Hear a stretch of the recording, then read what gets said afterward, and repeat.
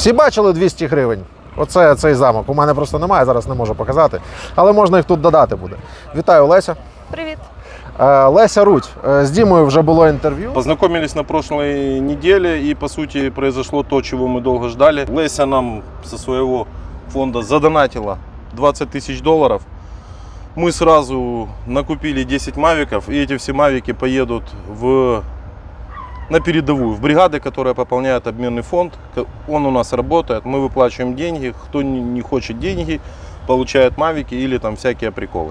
Сьогодні ми в замку, в Луцьку, і взагалі-то завтра у нас ще буде цікавий дуже фест.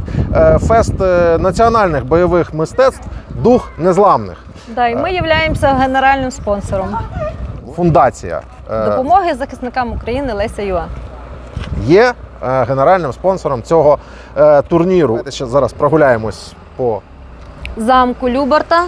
Звісно, що хотілося б декілька слів поговорити про тебе. Так. Бо ви з Дімою так поговорили реально в двох словах. Ви поговорили про першу штуку, що ви вже, ваша фундація передала вже 16 мільйонів на допомогу захисникам України. 16 мільйонів доларів на хвилиночку. И насколько денег вы уже помогли нашим защитникам? Ми почали допомагати суттєво, це в цьому році. Обсяг дуже великий, це вже 16 мільйонів доларів. У меня просто, я никогда не слышал про вас, и это тоже вопрос. Почему про вас никто не знает, и почему вы невидимы для людей? Вот почему так? Багато хто в нас запитує, чому про вас ніхто не знає? Тому що в нас немає часу на самопіар і на рекламу. Ми займаємося справою. Якось ми цим не заморочувалися. Як почалась війна, вирішили швидко допомагати. І по перших запитах до нас зверталися військові, і ми допомогти. А потім нам кажуть, а чому ви тільки допомагаєте, але про вас ніхто не знає. І ми зараз вирішили, а справді, чому, як то кажуть, депутати, як ви говорили, мішок цукру, чи там макарон купив і зробив для себе піар, а ви нічого не зробили. Ми зараз... Трохи не так. Вони мішок цукру можуть возити там по різним містам, по різним там областям, всюди показувати, всюди фоткатися, там пачку макаронів показувати, передавати з рук в руки. Це реально відбувається. Це так роблять політики. А ви, передали 16 мільйонів і ніхто нічого. Зараз вирішили це якось афішувати, щоб бачили, що є такі люди, як ми, які роблять добрі справи, і вони повинні знати нас в обличчя. А потім, як скажуть, а що ви зробили? А про вас ми не знали. І зараз ми хочемо, щоб залучити до нас більше людей, які б нам теж нас фінансували, допомагали, бо ми самі не зможемо цього всього. Якщо я правильно розумію, ви спочатку просто не ставили перед собою мети перетворитись саме на фонд волонтерський. Так. Ви просто допомагали і допомагали. Зараз ви хочете акумулювати фінанси, там якісь кошти, які передають, і продовжувати цим займатися вже на більш серйозному рівні. Так, це ми допомагаємо не тільки військовослужбовцям, ми допомагаємо в різних напрямках і діткам, і хворим по лікарнях, онкохворим, військовим допомагаємо. У нас широкий спектр послуг. Ми сьогодні допомоги. вже були в дитячому садочку з вашого рідного села. Так. Ви зараз директорка, правильно я розумію? Так, директор. А можете показати, що у нас фронт робот який? В основному ця дорога. Ну як же ж? Як таку красу не покажеш, Ми скажи? її кропили по можливості. Кожного року кропимо. Можете йти. От зразу подивимося, як це зручно. Боком. А тут дітки ж гуляють. Я пам'ятаю колись, як в мене ще... Я в Луцьк відправила. Ти представ, жити під хатою і в садочок не попасти. Оце старт, так? Я перепрошую, перебив. Старт, так? Так. Це тут мають діти бігати? Так, 100 метрів.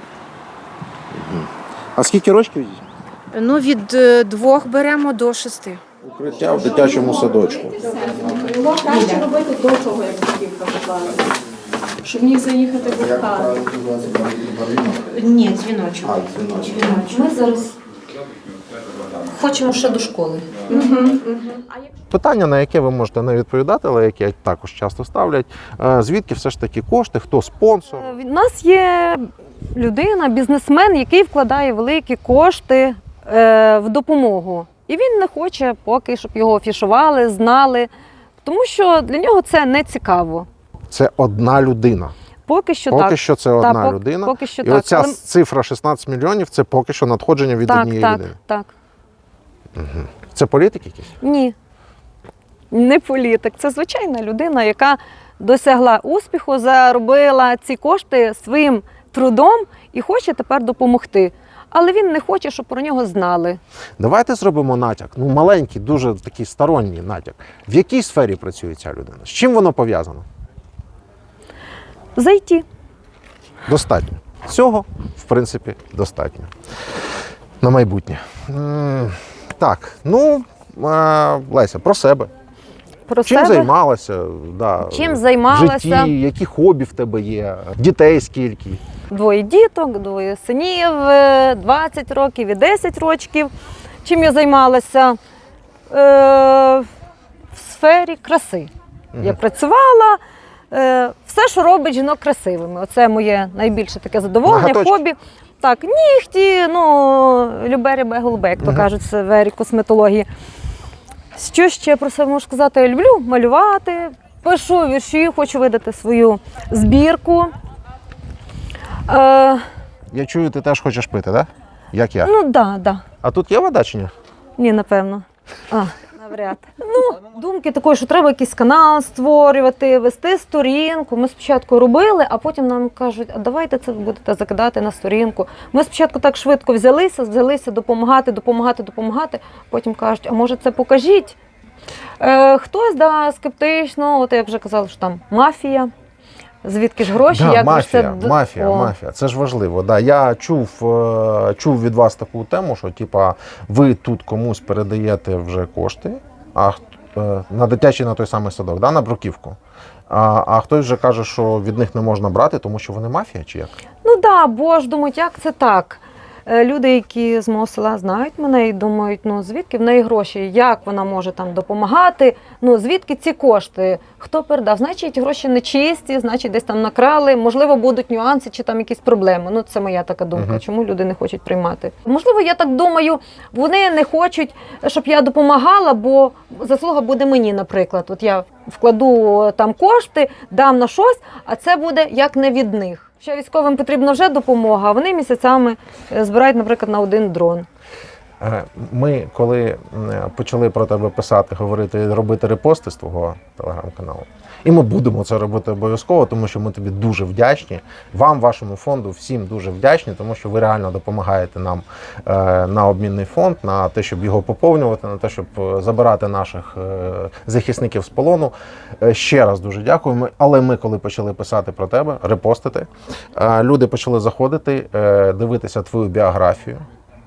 І там була така тема, за яку мені хочеться когось просто одразу розірвати з ясновідяще, отписка. У тебе в біографії є щось про це, яснобачення, я так розумію. Що це таке? Ти там яйцями викатуєш, ворожіння якесь робиш, там квітку папороті шукаєш. В чому суть? Я думаю, знаєте, це в кожної людини є біль душі, і їм ніби треба виговоритись. Вони приходять як на сповідь. І я знаю до них підхід. Можливо, більше я можу їх зрозуміти, донести їхній внутрішній стан, зарадити, допомогти. І їм треба, знаєте, людина, яка їх вислухає і допоможе порадою. І вони більшість як приходять, вони думають, що я вирішу їхні проблеми. Я, звичайна людина, така, як всі. Я більшого не можу зробити, зарадити чи вилікувати. Я можу дати просто пораду. І воно діє. Тобто, ми їхали з тобою в авто, зараз сюди, і тобі ще по дорозі телефонують, кажуть, коли можна записатися на розмову з тобою, на консультацію. Тобто люди і зараз тобі ще телефонують? Так, щодня. Вони хочуть, щоб їх вислухали, вони хочуть вилити свою душу. Їм краще стає, навіть, знаєте, бо я чужа людина. Я не можу їм зашкодити. Вони просто навіть в телефонній розмові проговорять це все. І я їм доношу те саме, що і вони знають. Але їм треба, знаєте, як чарівний пендель, додати впевненості.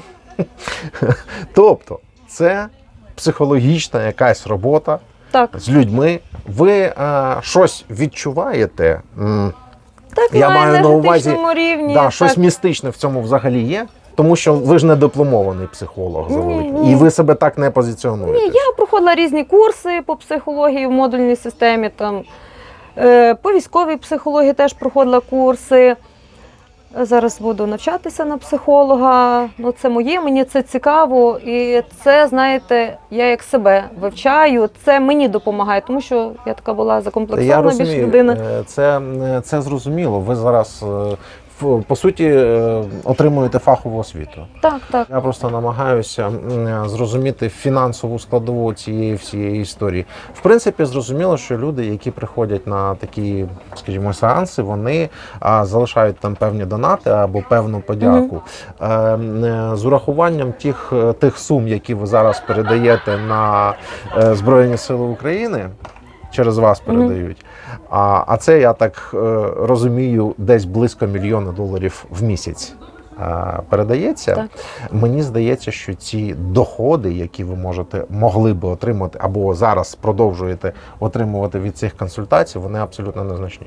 Це, знаєте, це моє задоволення. Я йшла на роботу, щоб поспілкуватися з людьми. Коли людина каже «дякую», за спілкування, тебе обіймуть, там, чи з дітками приходять, все, це найбільша подяка. Не в плані фінансів, тому що я ще робила там манікюр, там депіляцію, це все. На цьому я Ви займалися, певно, саме питаннями краси, так. Питання поговорити – це ваше захоплення. Інколи бувало, що в мене дні просто консультації. Я приходила, кажу, саме страшно було мені перша консультація, а потім, як я йшла, я заряджалася від людей. От мені подобалося, що я можу бути корисною, допомагаю комусь навіть психологічно. І люди перетелефоновують вам, у вас є постійні і постійні клієнти, так. І як на протязі якого часу ці клієнти з вами спілкуються? Ну, хтось 10 років. І 10 років вже? 10 років, так. І вони завжди дякую, що ти в мене є, дякую за твої поради, дякую, що ти мене мотивуєш, дякую, що ти не даєш мені впасти, не даєш мені здатися. Я інколи згадую когось, я стараюся написати, як в тебе там справи. І їм це, знаєте, як піднесення таке, що ти мене не забула. Не так, що я до тебе прийшла, а тобі подякувала і все, типу, як до побачення. А я згадую, як людині, а як вона себе там почуває, напишу 2 слова. І заходять просто каву попити. Зате їм потрібно постійна підтримка. Ну, це людський такий фактор. Тобто це щось, в чому ти фактично самоучка, але ти при цьому тобі люди дякують, тобі від цього є задоволення, їм від цього є користь, і ти ще намагаєшся якось фахово розвиватися в цьому напрямку, тобто отримувати освіту. Так, так. При тому ти себе не позиціонуєш, тому що були зараз скандали, декілька скандалів в поспіль, коли люди позиціонували себе як психологи, не будучи професійними психологами. Ти себе так не позиціонуєш. Ну, я не психолог, знаєте, кожна людина в нас психолог. Зрозуміло, до певної міри. Я навіть пропрацьовувала себе, я вивчала себе завдяки людям. Коли навіть вони приходять з якоюсь інформацією, я дивлюся, як я на це реагую, як я сприймаю, до чого я чутлива. Я переборювала себе, контролювала якось емоції, той негатив, я йду додому, не несу це все. І я зрозуміла, що в мене, наприклад, немає таких проблем, що як в людей. І буває, люди, знаєте, з дрібниці роблять щось. І коли кажеш, подивіться, яке життя прекрасне, вам просто нема чим зайнятися, у вас багато вільного часу, ви приходите за що-небудь вчепитися, розказати якусь там дрібницю, то там купила плаття, воно порвалося, значить хтось там наврочив, чи там кіт перебіг дорогу. А люди накручують, собі постійно, цю як історію? вам скучно живеться. І вони думають, від того всього проблеми. Зрозуміло. Пішли далі в замок. Не повірите, я в цьому замку 3-й раз. Повірю. Не люблю десь ходити, немає вільного часу, колись постійно в салоні, з людьми, на роботу і додому. Я не повірите, але я взагалі перший раз в цьому замку. Він же ж має бути дуже якийсь визначний, якщо він такий відомий. Так, на 200 гривень кожен Люберта. замок не поставлять. От читаю вам надпис, як він є Владича на пам'яті. башта. Українська Радянська Соціалістична Республіка. Йой. Я знайшов зраду моментально. Ага. Просто на ходу я знайшов зраду. Тут є нова табличка. Україна, пам'ятки архітектури та містобудування, Владича башта 14-15 сторіччя. В'язниця. Я бачу, що там Ісус Ну, він схожий на Ісуса, я не Мгм. знаю. Ну, схожий же ж на Ісуса, правильно? В'язниця, да, він ж схоже, що Е, в'язнений був. Насправді світ пішов від волинян і з Луцька. І все почалося тут. Лесь, ну гарно у вас тут. Да. Дуже гарно. Мені теж А ти подобається. третій раз. Да. Третій раз замок. І хтось каже, ну як тобі в замку, а ти бачила там ті картини, дзвони. Аж соромно сказати, що не була. Ну, що декілька разів. Декілька разів всього лише була за все життя. І ти сама дитинство провела десь тут за Так. кілька кілометрів. Як так, зветься? так, село Княгининок, колишня назва Маяки. Угу. Все моє дитинство в селі пройшло. А тут, можна сказати, років 15, як перший раз тут була. І це, певно, весілля чиєсь було, коли я сюди потрапила. Ось так, якщо ми по колу обійдемо, це і буде весь замок, в принципі. Так? Так. Ні, ну так, щоб просто всі розуміли, як це виглядає, і всі могли прочитати і по циферкам побачити вид Да, зверху. який колись Я був думаю, замок, бачите? Да, я думаю, що тим, хто тут жодного разу не був, по-перше, пропоную приїхати, а по-друге, ну так, для ознайомлення просто. Ми з вами на фестивалі «Дух незламності». Це фестиваль національних бойових мистецтв України. І генеральним спонсором цього фестивалю, я нагадаю, виступає президент благодійного фонду Леся UA Леся Рудь, який сьогодні цей благодійний фонд завдяки пані Олесі є одним із генеральних партнерів нашого заходу. Давайте поаплодуємо, друзі, підтримаємо шаленими оплесками. Тендітна молода дівчина, але робить величезну кількість добрих справ. Фундація допомоги захисникам України. Та сама фундація, яка виступає спонсором і нашого обмінного фонду Дмитра і Володимира, який, ви, сподіваюсь, всі добре знаєте.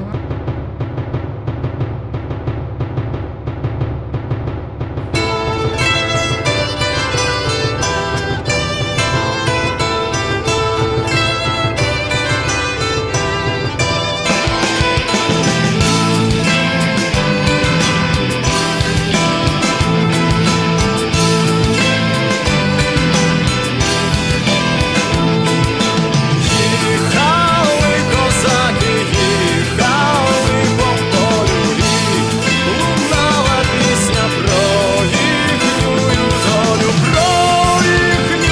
долю, про справжнюю волю. Їхали козаки на конях по полю, про їхнюю долю, про справжнюю волю. Їхали козаки на конях по полю.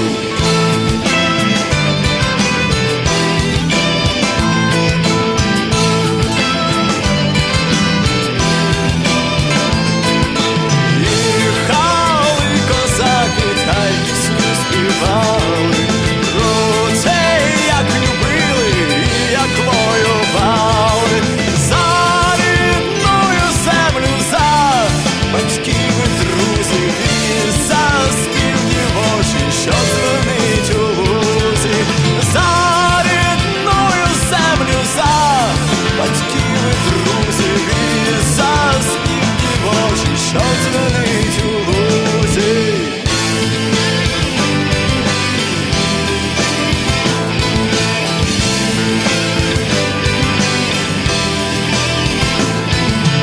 Ой, у лузі, лузі, тая пісня лється, а дівоче серце, як пташина б'ється. Віддала кохання хлопцю молодому. Їхали козаки, їхали додому. Віддала кохання хлопцю молодому. Їхали козаки, їхали, їхали.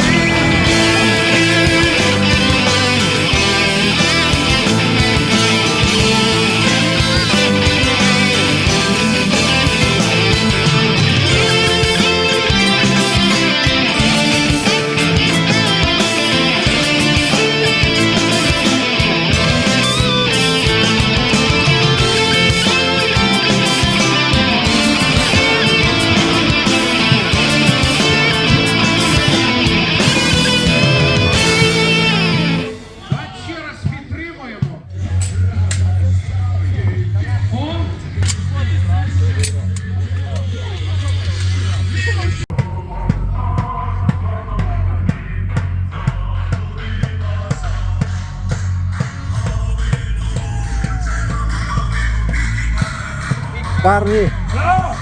Ну що у вас тут? Можна показувати чи ні? Можна? А давай, знаєш що?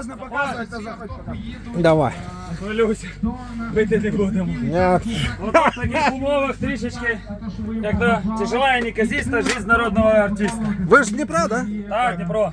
А я так зрозумів, що з Дніпра і з Харкова, коротше, ну, Понаїхало, так. з Харкова, хлопці. Понаїхали. Київ, Харків, Дніпро, Нікополь. Скажіть мені, будь ласка, оці от ваші шаблюки, да? Так. Це вони ну, легенькі, коротенькі, коротше, це чисто для показухи, Для да? виступів. Чисто для виступів. Виступ, А оця тренувань, постачалочок. пльотка, Батіжок? да, батяжок. Ну, Це справжній. Можна і справжній. поганяти, можна і дупу надрати. А що ним робили зазвичай? Ганяли. Це для коней, да? Але не били. А в бою він не використовувався. Використовувався. Все, Використовувався. що було в руках, то і використовував. Ну візьми, он там з пістолем стоїть, з гарматою казак, з шаблею. Ну захочеш і ти на нього з цим?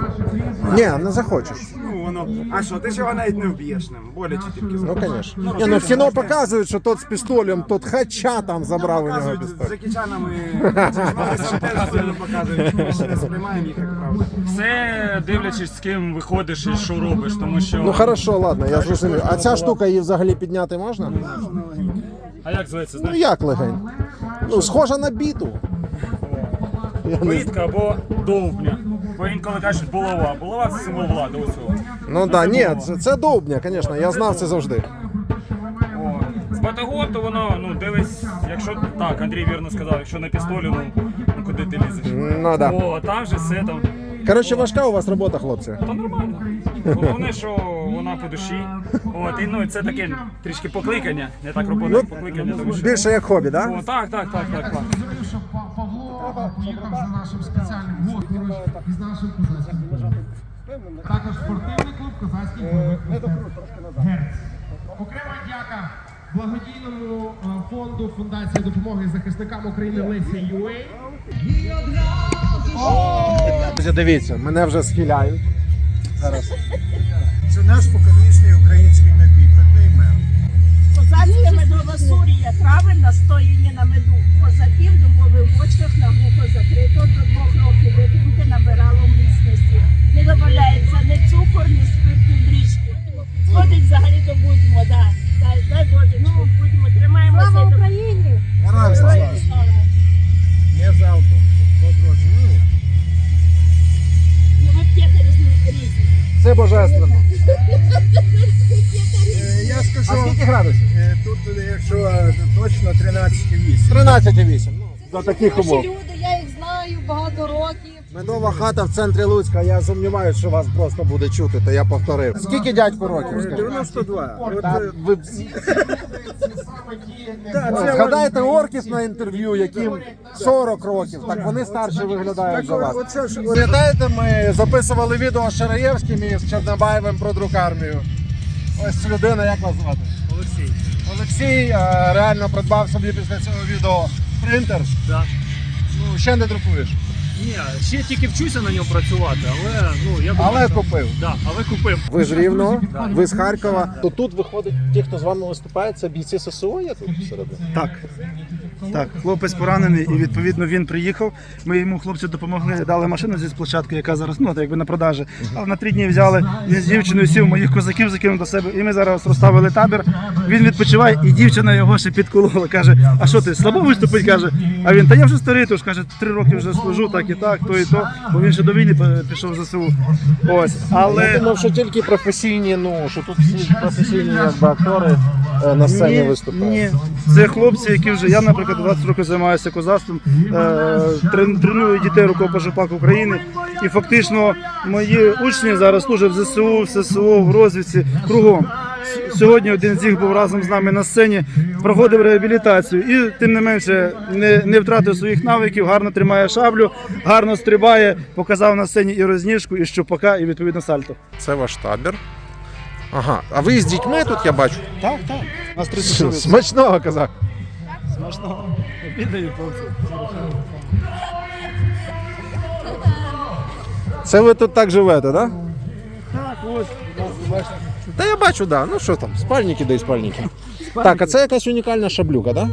Так, за цю шаблю може розповісти ось майстер, козацька майстерня Олексій. Да, я з Харкова, майстер козацької майстерні. Це шабля, модель називається гетьманська шабля. Тут латунний оголовок іде, латунні оклади, гарда. Цей клинок зроблено зі сталі вуглецевої нержавіючої сталі 40А13, і вона закалена на 40 одиниць.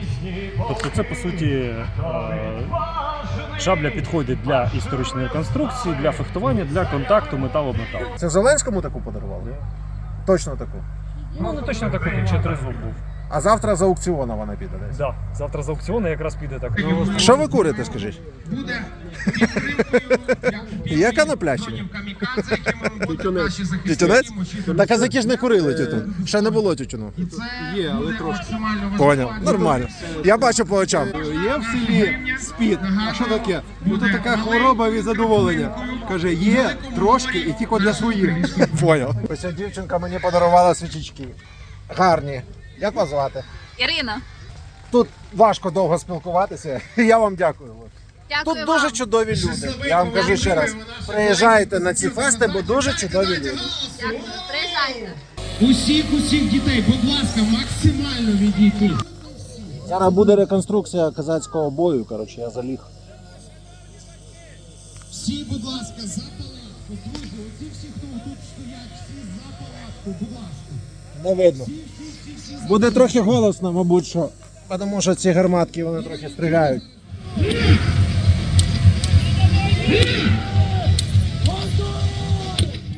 Це реконструкція двобою.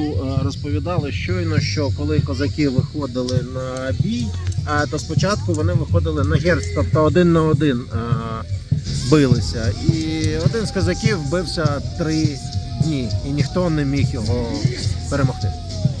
Не витримавши такої ганьби, кілька полків важкої ворожої кінноти кінець 3-го дня кинулося на козацький табір.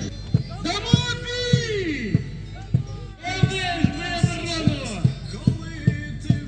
Козаки виходили зустрічати важку ворожу кінноту новими списами! Тримай!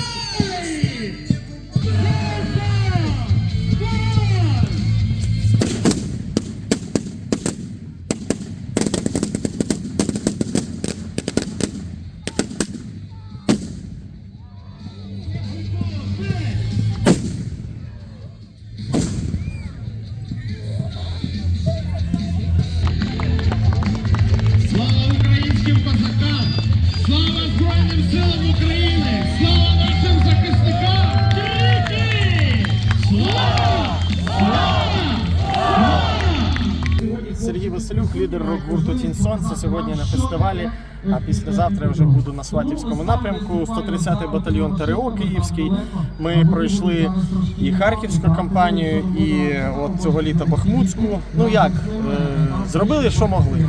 А ви давно вже з першого дня? Ну я не з першого дня, я з другого тижня, ну скажімо, з початку березня я по знайомству. Закликали, чи ви самі? Та по знайомству ледь потрапив.